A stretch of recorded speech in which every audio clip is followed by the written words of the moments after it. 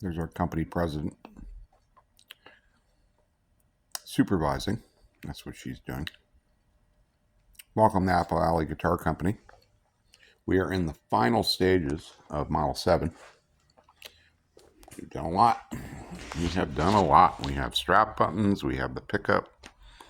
We have all the electronics installed.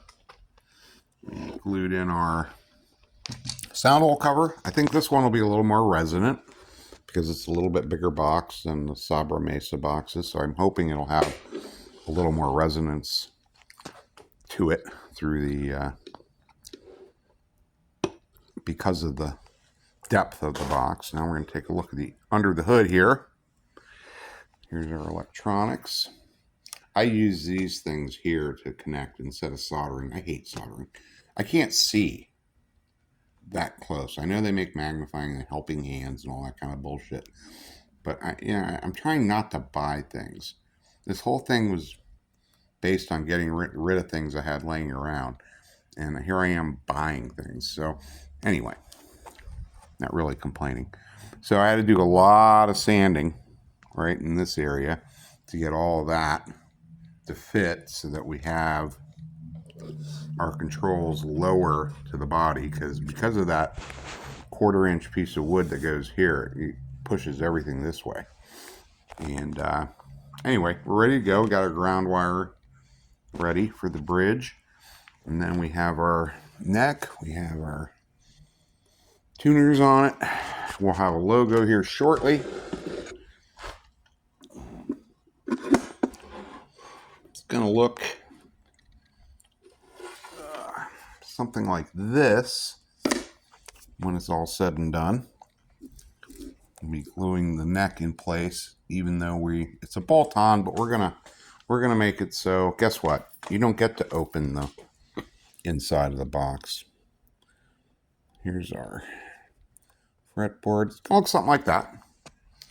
I think it'll be really cool. I ordered corners, black metal corner pieces for here. We still have to secure the top in each corner, and hopefully those corner brackets will cover the screw I'm going to put in here, because we don't want this ripping off of the body because of the string tension. It probably won't, because we're already going to have the bridge mounted right there, so it should stay in place. But I'm one of those better safe than sorry people, and I think the black corner brackets will look nice on that. This is a left-handed model, so it's gonna be interesting to it's gonna be interesting to try and play to get all the action right. Where is that bridge at? To do all that fun stuff. But yeah, that's where we're at. Here's the bridge. So hopefully the next video I make, it'll be done, and I can upside down demo it. And I hope I have a happy customer. Gentleman's paying $200 for this. So, and just so you know, I didn't want to spend money, but I'm spending money. It cost $100 to make it. Box is free. The pickup's free. But everything else has a cost associated with it. So this one's costing exactly $100. Not that I'm complaining. I'm really not. Because should make $100. I'll make $100 on it. So anyway, so we got this left to do, which is going to be, as always, a challenge. And we got to glue the fretboard on after we glue the neck in place down here. We have it exactly where it needs to be. I nailed this. I'm very happy about this. I nailed where this needs to be. This right here. I nailed it for once in a million years. It doesn't look like it at the moment because the neck is here. Do this. Something like that. It gets it closer. Believe me, it's dead on. And then the fretboard will go on next. And it has a 0 fret, which 0 frets are cool. I like them. I mean, make it a lot easier. You don't need string retainers. You don't need anything. What it essentially does is this fret right here, that wire, is higher than these wires. So your strings come from the bridge, then they touch this, which makes them right.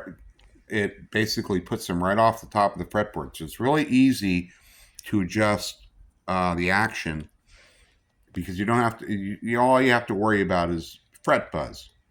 If it's too low, and then you adjust it accordingly. And then you don't need string retainers, because you have they have a string spacer that goes there, as opposed to a nut. Here is a string spacer that gets glued on, and all it does is space the strings. So you don't need a bone nut that you have to file and do all this bullshit with. You can just put this in there, and it just spaces the strings for you. And you don't need string retainers. You don't need any of that stuff, because the first contact point that the strings are making are on this fret. So it's kind of like this from here all the way back is all one level. All one level. Now, when you have a nut, it gets to where the contact is where the nut is. So then you have to work the nut to get the height right. And sometimes that requires filing the nut.